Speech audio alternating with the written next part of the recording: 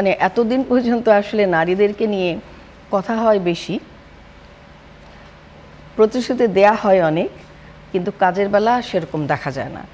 কারণ আমরা তো আজকে অনেক বছর ধরে women entrepreneur association of Bangladesh কাজ করছি।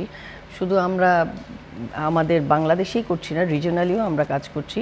সোয়েক, আমরা সোয়েক করেছি, সাক চেম্বার উমেন এন্টারপ্রেনার কাউন্সিল, সেটারও আমরা ফাউন্ডার। সেখান থেকেও আমরা কিন্তু অনেক কাজ রিজনালিও করছি।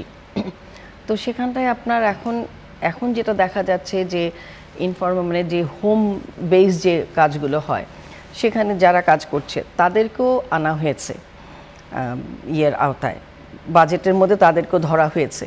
তো আশা করছি যে এবার হয়তো আমরা কিছুটা আশার আলো দেখব। কারণ এই নারী সেক্টরটাকে যদি আপনি এক সাইডে সরিয়ে রাখেন, তাহলে আপনার দেশে তো অ্যাকচুয়ালি মোর দেন 50% আপনার নারী বাংলাদেশে। তো সেখানে আপনি এই সেক্টরটাকে যদি সরিয়ে রাখেন, তাহলে আপনার কি করে আপনার দেশ উঠবে, কিংবা আপনার জিডিপিতেই বা তাদের কিভাবে তারা আরও বেশি দেখানো যাবে তাদেরকে। আপনি দেখেন নারীরা কোথায় নেই আজকে।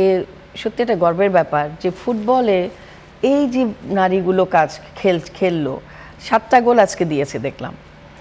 তো এটা তো একটা বিরাট ব্যাপার। ফুটবলে এখন তো নারীরাই এগিয়ে বাংলাদেশের। হ্যাঁ, ফুটবল টানলাম কেন, যে সব জায়গায় কিন্তু যেখানে আপনি নারীদেরকে নেবেন, সেখানেই কিন্তু নারীরা ঠিকই সব কাজ দেখিয়ে আসছে। যে তারা যে পিছিয়ে নেই, অ্যাকচুয়ালি তাদেরকে যদি দেয়া হয়, কাজ দেয়া হয়, কিংবা তাদেরকে যদি একটু মূল্যায়ন করা হয়, তাহলে কিন্তু নারীরা পিছিয়ে থাকার কথা না, থাকেও না। আপনি দেখবেন যে লোন নেওয়ার ব্যাপারে একটা নারীর কিন্তু কত যে কষ্ট করতে হয়। যে আপনি যখন একটা লোনের জন্য আপনি একটা বিজনেস করবেন, ছোটোখাটো বিজনেসের কথা আমি বলছি, সেগুলো আপনি লোন পাওয়া খুবই দুষ্কর আমাদের দেশে, বিশেষ করে কারণ ব্যাংকাররা কিন্তু চায় না যে লোন দিতে নারীদেরকে।